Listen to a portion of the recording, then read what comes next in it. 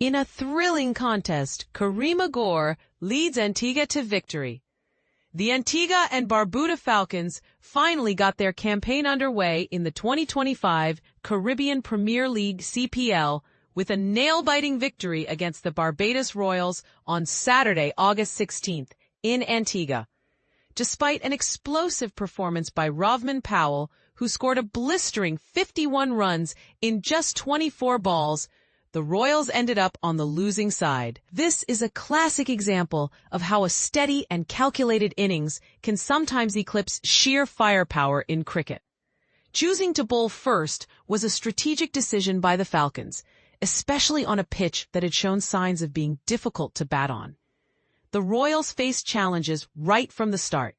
They struggled to get the bat on the ball, and within just 2 overs, Jayden Seales had already sent Brandon King back to the pavilion with a well-timed edge. Remarkably, it took the Royals 25 balls to register their first boundary, and they limped to a meager total of 31 runs during the power play.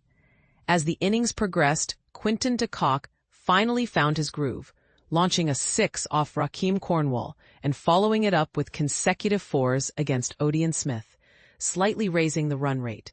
However, when Powell entered the fray, the game took a turn for the Royals as he unleashed 2 6s, propelling the team past the 100-run mark and giving de Kock the support he needed to secure a valuable half-century. Unfortunately for the Royals, de Kock's innings came to an end at 57, leaving Powell and Sherfane Rutherford to capitalize in the death overs. Rutherford started with a bang, hitting a 6 off his second ball, but was quickly dismissed. At 128 over 6, after 19 overs, the Royals looked in deep trouble. However, Powell displayed explosive batting by smashing 3 6s in the final over, achieving his 50 and lifting the team's total to 151 runs.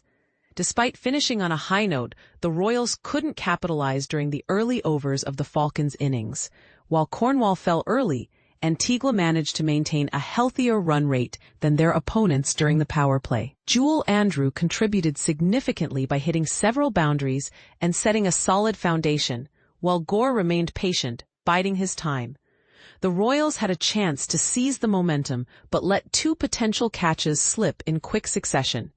With Shakib Al-Hassan failing to make a mark, the game remained finely balanced as the Falcons approached the final 5 overs, needing 53 runs from 30 balls. Anticipation grew as Bohr continued to anchor the chase. As their frustrations mounted, the bowling side missed out on another potential wicket, allowing Gore to keep digging deeper into the innings. Imad Wasim added to the Royals' woes with a 6 and a 4.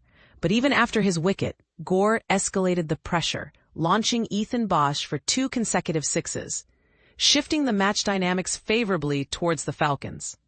In the end, with only 14 runs required off the last 12 balls, a critical 6 from Fabian Allen put the Falcons within striking distance, and they completed their chase with 2 balls remaining.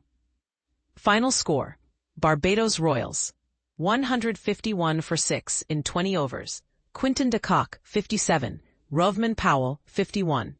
Jayden Seales, 215. Antigua and Barbuda Falcons, 152 for 4 in 19.4 overs. Karima Gore, 64. Jamal Warrican, 1 for 20. Victory margin: Falcons by 6 wickets. What do you think about the performances in this match? Do you believe that careful innings can outshine aggressive batting in cricket? Let's discuss.